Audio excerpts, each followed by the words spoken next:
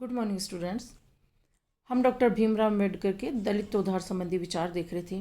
किस तरह से समाज के कमज़ोर, दलित, शोषित, पीड़ित, उत्पीड़ित जो लोग थे उनको कैसे उन्होंने राह दिखाई, और राह दिखाने के लिए पहले ज्ञान प्राप्त किया। दुनिया का हम कहेंगे कि जो बड़ी से बड़ी यूनिवर्सिटीज़ में उन्होंने अध्ययन किया, और अध्ययन करने के पश्चात अपने समाज के सुधार का बीड़ा उठाया। समाज के सुधार का क्या, समाज के जो शोषित, दबे कुचले लोगों को उठाने का बीड़ा उठाया।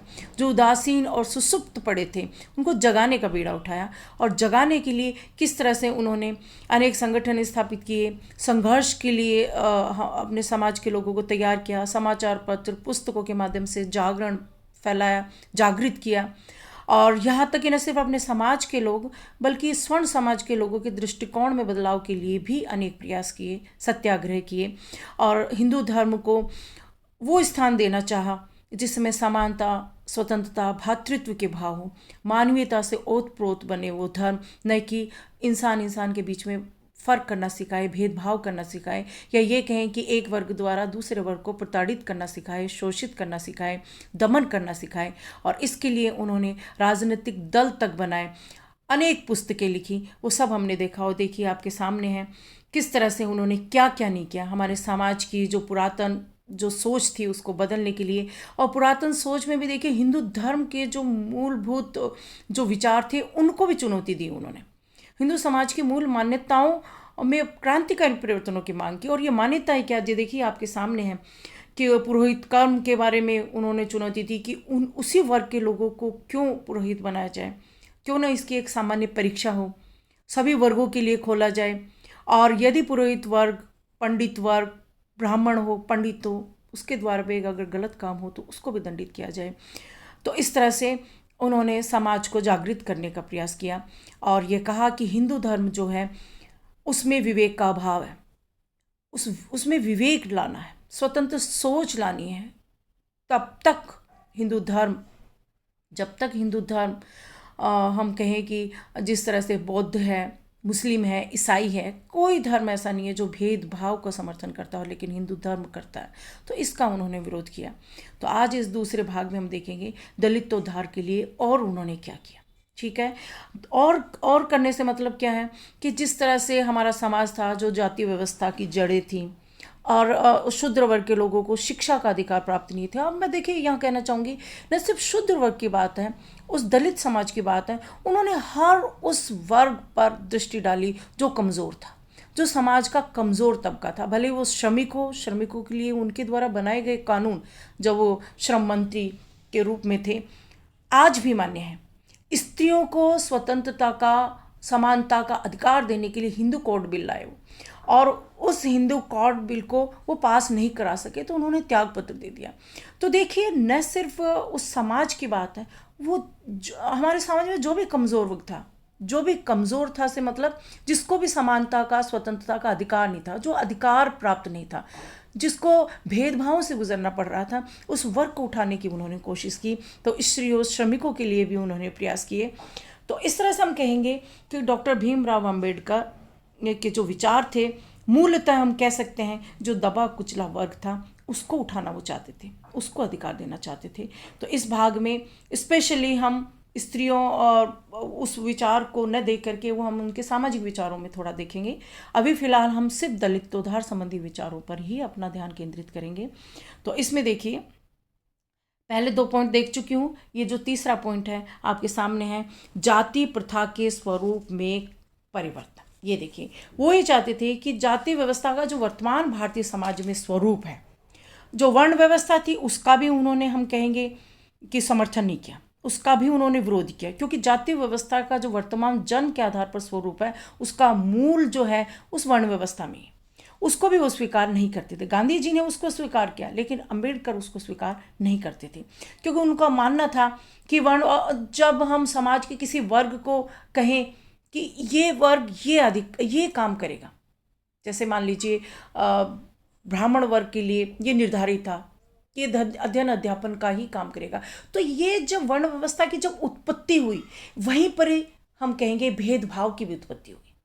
तो डॉक्टर अंबेडकर इसका विरोध करते थे। तो वर्ण व्यवस्था का भी विरोध करते थे और जाति व्यवस्था का तो उन्होंने खुला विरोध किया। जाति व्यवस्था के स्वरूप में वो परिवर्तन चाहते थे और ये स्वरूप में परिवर्तन कैसे लाया जा सकता है ये उन्होंने बताया। जाति व्यवस्था के जो वर्तमान स्वरूप वो पूरी तरह से भेदभाव और शोषण पर आधारित है।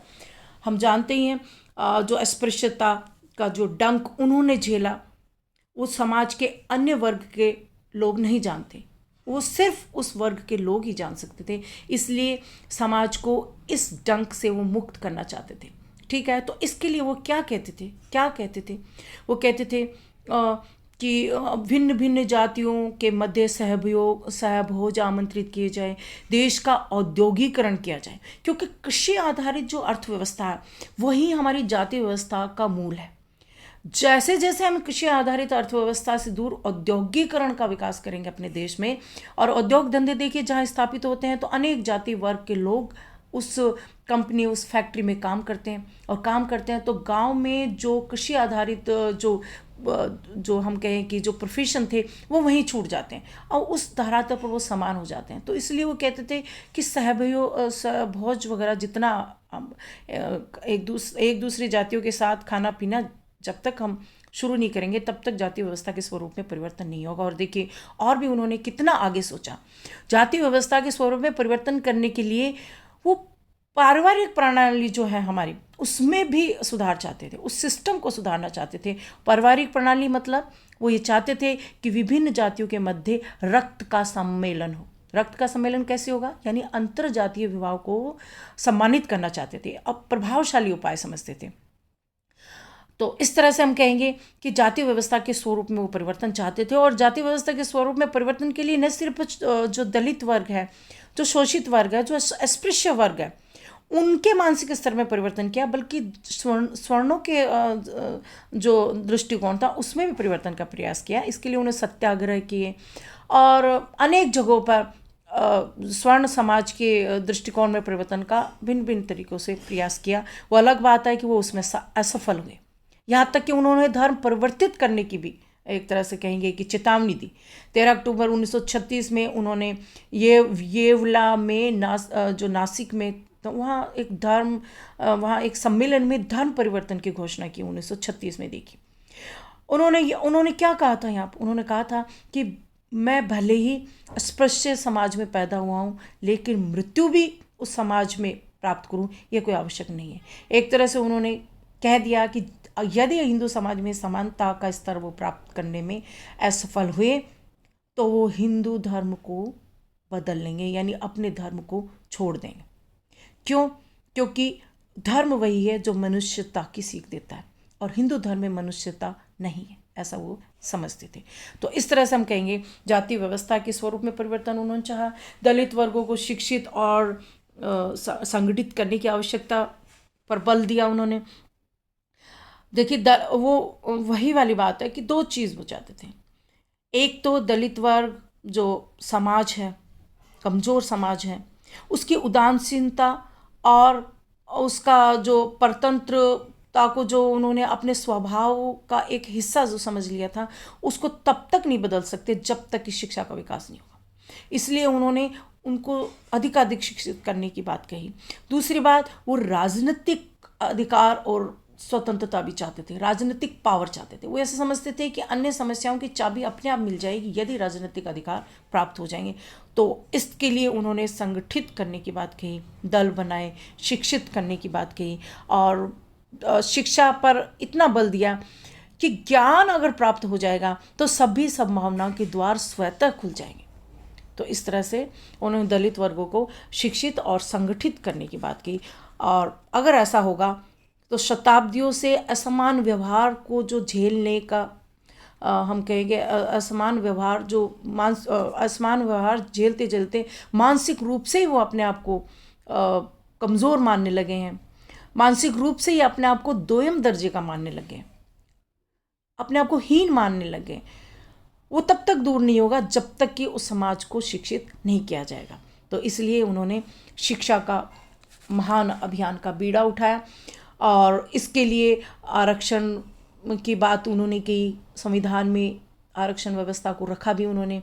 और बहिष्कृत हितकारिणी सभा वगैरह ऐसे जो संगठन थे उनके माध्यम से उन्होंने शिक्षित दलित वर्गों को संगठित करने, शिक्षित करने के आंदोलन चलाए। 1936 में उन्होंने इंडिपेंडेंस लेबर पार्टी की भी स्थापना की। तो इस तरह से हम कह सकते हैं कि संघर्ष करना सिखाया। उन्होंने ये समझाया कि मूक और असहाय होकर नहीं बैठे, मूक और असहाय होकर न बैठकर न्याय संगत स्थान प्राप्त करने के लिए संघर्ष करें। तो इसकी बात उन्होंने कही। और देखिए 5वां जो पॉइंट है, दलित वर्गों के लिए विधानमंडलों में पर्याप्त और पृथक प्रतिनिधित्व की बात करते हैं। इसके लिए उन्होंने अंग्रेज़ों से बात की। अंग्रेज़ों ने जो हम कहेंगे कि से मांग की कि दलितों के लिए पृथक निर्वाचक मंडल बनाया जाए। पृथक निर्वाचक मंडल से क्या चाहते थे वो? पृथक निर्वाचक मंडल से वो चाहते थे कि दलितों को 2 वोट देने का अधिकार, 2 वोट देने का, एक जिसके माध्यम से वो दलित वर्ग के नेता का या अपने प्रतिनिधि का चयन करें, दूसरा जिसके माध्यम से वो सामान्य वर्ग के प्रतिनिधि का चयन करें।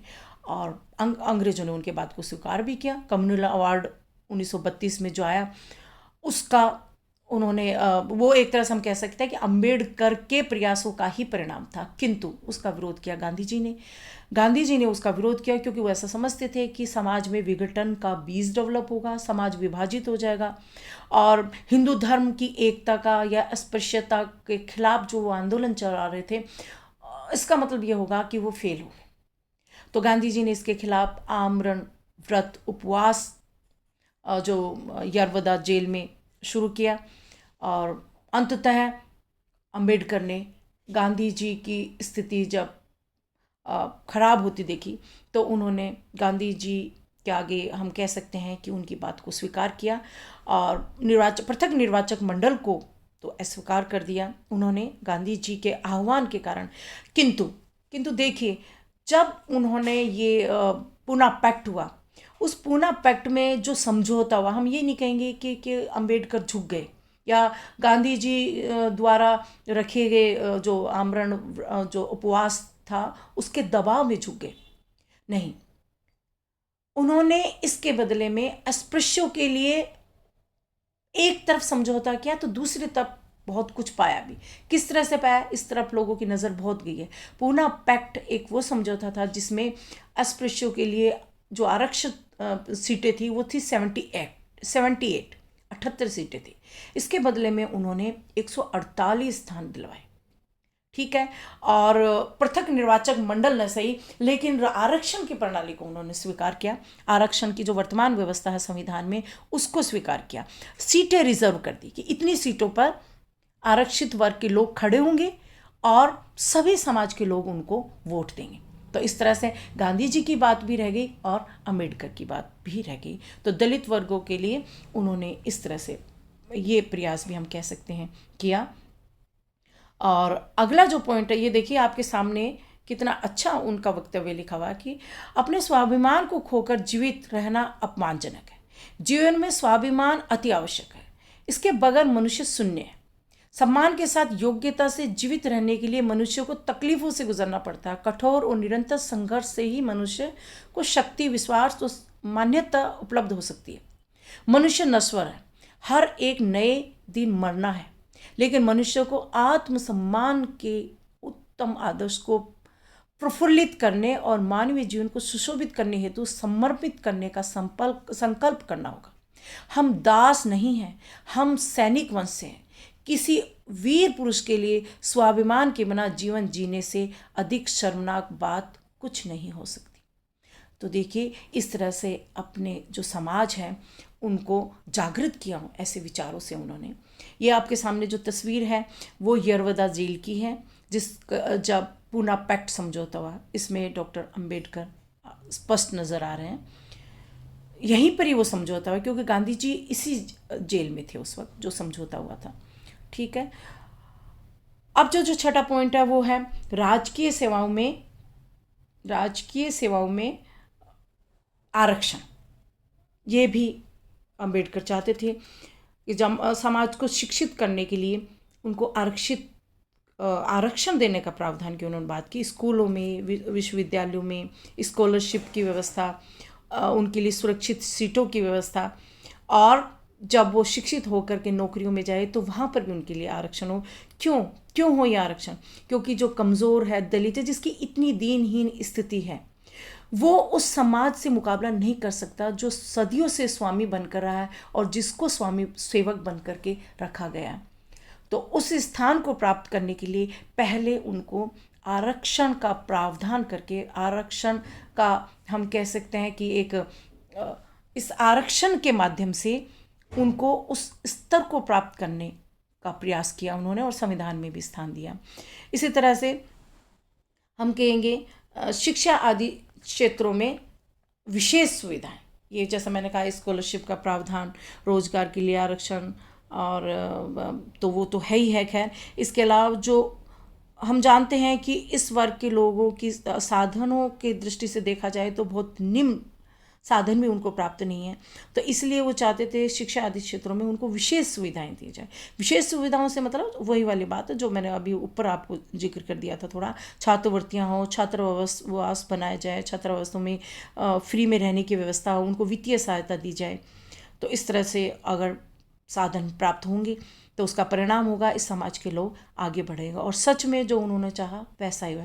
आज इस समाज के लोग बड़े बड़े पदों पर हैं, हर वर्ग में हम कह सकते हैं समाज के लोग हर क्षेत्र में आज बहुत आगे बढ़ चुके हैं और बिल्कुल समानता और स्वतंत्रता का अनुभव कर रहे हैं, और जहाँ नहीं कर रहे हैं तो वहाँ उसको प्राप्त करने के लिए संघर्ष कर रहे हैं। तो ये जो संदेश था वो हम कह सकते हैं कि ये जो प्रयास था डॉक्टर भीमराव अंबेडकर का ही था। यही मार्ग उन्होंने दिखाया, इस मार्ग पर चल करके इस समाज के लोग हम कहेंगे कि आज बहुत ज़्यादा आगे आ चुके हैं। अब देखिए जो अगला पॉइंट है वो है धर्म परिवर्तन। जैसा मैं पहले भी स्पष्ट कर चुकी हूँ, उन्होंने हिंदू धर्म के अंतर्गत रहते हुए हिंदू धर्म की जो व्याख्या की, और उस व्याख्या के अकॉर्डिंगली वो चाहते थे कि समाज में वो व्याख्या स्थापित हो। जैसा पहले कहा कि एक सामान्य सर्वमान्य धर्म ग्रंथ की स्थापना हो, और जो मूलभूत मान्यताएं हैं उसमें परिवर्तन हो, और इसके लिए उन्होंने स्वर्णों के दृष्टिकोण में परिवर्तन का भी प्रयास किया, सत्याग्रह किया। मेन बात यह है कि समाज में प्रत्येक मनुष्य को मनुष्य होने के नाते समानता का अधिकार प्राप्त होना चाहिए, इसके लिए उन्होंने प्रयास किया। लेकिन जब उनको लगा कि ये संभव नहीं है, जब उनको लगा कि उनके सारे प्रयास निरर्थक साबित हुए हैं, हो रहे हैं, तो देखिए 13 अक्टूबर 1935 को उन्होंने येवला में नासिक में धर्म परिवर्तन की भी घोषणा कर दी। और जैसा मैं पहले कह चुकी हूँ कि उन्होंने कहा कि जन्म भले ही मैंने हिंदू धर्म में लिया है लेकिन मृत्यु भी वहीं हो ये आवश्यक नहीं है, और बौद्ध धर्म के प्रति आकर्षण भी उन्होंने जताया। तो इस तरह से उन्होंने धर्म परिवर्तन की भी बात कही, धर्म परिवर्तन की चेतावनी देकर के हिंदू समाज को बदलने का भी उन्होंने एक अंतिम उपाय के रूप में हम कह सकते हैं, अंतिम उपाय के रूप में उन्होंने यह भी किया। ठीक है, और इसमें उन्होंने स्पष्ट कहा कि बौद्ध धर्म को सर्वाधिक अनुकूल माना, जो समानता की बात करता है, जो भाईचारे की बात करता है। ठीक है, अगला जो पॉइंट है भारत का औद्योगिकरण। ये जैसा मैंने पहले भी स्पष्ट कर दिया कि जाति व्यवस्था के स्वरूप में परिवर्तन तब तक नहीं हो सकता जब तक कि भारतीय समाज जो भारत है उसको स्वरूप को औद्योगिक नहीं किया जाए, औद्योगिकरण नहीं किया जाए। क्योंकि जो परंपरागत कृषि आधारित अर्थव्यवस्था जो है उसमें जन्म के साथ ही हर जो जिसने जन्म लिया उसका प्रोफेशन भी सिद्ध हो गया, प्रोफेशन भी निर्धारित हो गया, और इस कारण से जाति व्यवस्था के स्वरूप में परिवर्तन नहीं हो सकता। इसलिए वो चाहते थे भारत का अधिकाधिक औद्योगिकरण हो, और औद्योगिकरण होगा तो इसका परिणाम क्या होगा, भारत की जो अर्थव्यवस्था न सिर्फ ज़्यादा स्ट्रॉन्ग है, ज़्यादा व्यापक होगी, ठीक है, लेकिन औद्योगिकरण का जो सबसे बड़ा फायदा होगा वो ये कहते हैं कि दलित वर्ग सामाजिक और आर्थिक दोनों ही दृष्टियों से जो अभी तक प्रताड़ित रहा है वो अब उन्नत हो जाएगा। क्यों? क्योंकि जब किसी जैसा मैंने पहले कहा जहाँ जिस उद्योग में वो काम करेंगे वहाँ उनकी जाति का स्वरूप अपने आप ही कम हो जाएगा, क्योंकि सब लोग एक तरह का ही काम करें, कर्म की प्रकृति एक हो जाएगी, तो सामाजिक स्वरूप में परिवर्तन होगा ही होगा। दूसरा, आर्थिक दृष्टि से भी मजबूत होंगे। कैसे होंगे मजबूत? क्योंकि वर्तमान जो कृषि आधारित अर्थव्यवस्था है, जो ग्रामीण अर्थव्यवस्था का स्वरूप है, उसमें हम क्या देखते हैं, दलित वर्ग के लोग क्या करते हैं, वो सिर्फ खेतों में मजदूरी करते हैं, और मजदूरी भी ऐसी करते हैं जिसमें उनको मेहनताना भी नहीं मिलता, और पूरे साल काम करके उनको 2 वक्त का खाना मिलता है और बेगार करना होता है। पूरे साल वो मेहनत करते हैं लेकिन उनको उसके प्रतिफल में कुछ नहीं मिलता। तो इस तरह से वो समझते थे कि ये कमज़ोर जो हीन स्थिति है वो हमारा जो सामाजिक ढांचा है उसके कारण है, कृषि आधारित अर्थव्यवस्था के कारण है। तो इसलिए चाहते थे कि भारत का औद्योगिकरण हो, वैकल्पिक रोजगारों की व्यवस्था हो। अब किसी उद्योग में, किसी कंपनी में कोई दलित वर्ग का व्यक्ति काम करेगा तो उसको भी वही तनख्वाह मिलेगी जो किसी और वर्ग के व्यक्ति को। तो इस तरह से आर्थिक स्थिति सुदृढ़ हो जाएगी। ठीक है, तो इसका मतलब ये भी हमने समझना चाहिए कि वो पूंजीवादी व्यवस्था के समर्थक थे, वो अनियंत्रित विकास के विरुद्ध थे इस दृष्टिकोण से भी। तो इस तरह से हम कहेंगे कि दलित उद्धार के लिए उन्होंने, देखिए ये 9 पॉइंट हमने देखे किस तरह से उन्होंने समाज में जो कमज़ोर स्थिति है उनको मजबूत स्थान दिलाने के लिए प्रयास किया। देखिए, और उन्होंने धर्म की जो व्याख्या की आपके सामने, मूसी धर्म को मानता हो जो स्वतंत्रता, समानता और भाईचारा सिखाता है, और इस धर्म के आधार पर वो ये चाहते थे कि हिंदू धर्म में परिवर्तन हो। ठीक है, ये देखिए 2 तस्वीर मैं आपको दिखा रही हूँ। ये एक तस्वीर है 13 अक्टूबर 1935 की, येवला नासिक में जो उन्होंने धर्म परिवर्तन की घोषणा की थी। ठीक है, देखिए 1935 में घोषणा की, और ये घोषणा क्यों की? ताकि हिंदू समाज, स्वर्ण समाज अपने हम कहें कि विचारों में परिवर्तन लाए, और जो अस्पृश्य समाज है, जो दलित समाज है, उसको समानता का अधिकार दे, उसको सम्मान दे, उसको अपमानित नहीं करे। ऐसे समाज में वो कहते थे कि ऐसा समाज जिसमें मनुष्य को पानी तक पीने का अधिकार नहीं है उन सार्वजनिक कुओं पर जहाँ अन्य समाज के लोग पानी पी रहे हैं, तो उस धर्म में रहने का कोई मीनिंग ही नहीं है, उस धर्म में रहने का कोई मतलब ही नहीं है। ऐसा अम्बेडकर ने इस सम्मेलन में कहा। ठीक है, ये एक तरह से उन्होंने हिंदू धर्म के स्वर्ण समाज को चेतावनी दी थी कि वो बदल जाए, अधिकार दे दें इन लोगों को। ठीक है, मौलिक सिद्धांत, जो मौलिक प्राकृतिक अधिकार है जो प्रत्येक व्यक्ति को मिलनी चाहिए, लेकिन हिंदू समाज में एक बहुत बड़े वर्ग को वो अधिकार प्राप्त नहीं है। ठीक है, अब देखिए आपके सामने ये है जो उन्होंने हिंदू धर्म ग्रहण किया था उस वक्त की तस्वीर। अंबेडकर है, उनकी वाइफ सविता अंबेडकर। देखिए ये जो कन्वर्सेशन की है अंबेडकर एंड सेकंड वाइफ, देखिए सविता, आफ्टर दियर कन्वर्सेशन। ठीक है, बुद्धिज़्म इन नागपुर 1956। तो ये है 14 अक्टूबर 1956 की तस्वीर, जब नागपुर में उन्होंने बौद्ध धर्म स्वीकार कर लिया। और 14 अक्टूबर को जो उन्होंने बौद्ध धर्म स्वीकार किया, उसके बाद में देखिए 6 दिसंबर 1956 को ही उनकी मृत्यु हो गई। कहीं ना कहीं मुझे ऐसा लगता है कि उनके जो जहन में ये बात थी कि मेरे धर्म परिवर्तित करने से समाज के लोग आगे आएंगे और बौद्ध धर्म को स्वीकार करेंगे, और बौद्ध धर्म को स्वीकार करके उनको समानता का अधिकार भी प्राप्त होगा। तो ये जो बात थी वो फलीभूत नहीं हुई, और देखिए 2 महीने बाद में ही उनकी मृत्यु हो गई। लेकिन देखिए 20 साल उन्होंने इंतज़ार किया, 20 साल, उसके बाद में हिंदू धर्म ग्रहण किया। ये तस्वीर देखिए समाज के लोगों के साथ, वही उसी वक्त की तस्वीर है ये, जब उन्होंने हिंदू धर्म ग्रहण किया। और देखिए ये अंबेडकर की पिक्चर, बहुत ही सुंदर तस्वीर है। देखिए इसमें हमारा समाज का जो ताना बाना है, समाज का जो स्वरूप है, वो इस तस्वीर में देखिए। अंबेडकर इस समाज को बदलना चाहते, इस समाज के स्वरूप को बदलना चाहते थे। देखिए किस तरह से ये बिल्कुल हमारी प्राचीन कुछ कहानियों, शास्त्रों में कहे गए कुछ, हम कहें कि जो ऐतिहासिक किंवदंतियाँ, उनको भी इसमें दिया गया है। हमारे जो सारनाथ के जो स्तंभ है उसकी तस्वीर भी है आपके सामने, बुद्ध धर्म से लेकर के। ये देखिए, ये हमारा, ये देखिए ये पानी पीने वाली जो बात है, इस तरह से ये जो दीनहीन स्थिति जो दलित वर्ग की नज़र आ रही है, ये एक मजबूत स्थिति। ये देखिए ये बौद्ध धर्म, बुद्ध की पिक्चर है सामने, ये वणिक समाज का प्रतिनिधि, ये देखिए। और ये देखिए ये जो सफाई करते हुए दलित समाज का व्यक्ति। तो ये देखिए ये तस्वीर हमें हमारा जो समाज है उसका दर्शन करा रही है। और अम्बेडकर इस समाज को बदलना चाहते, इस समाज के स्वरूप को बदलना चाहते थे। ठीक है, तो इस तरह से आज के लिए इतना ही। कहने की बात है कि दलित उद्धार संबंधी जो उनका विचार थे वो समाप्त हुए।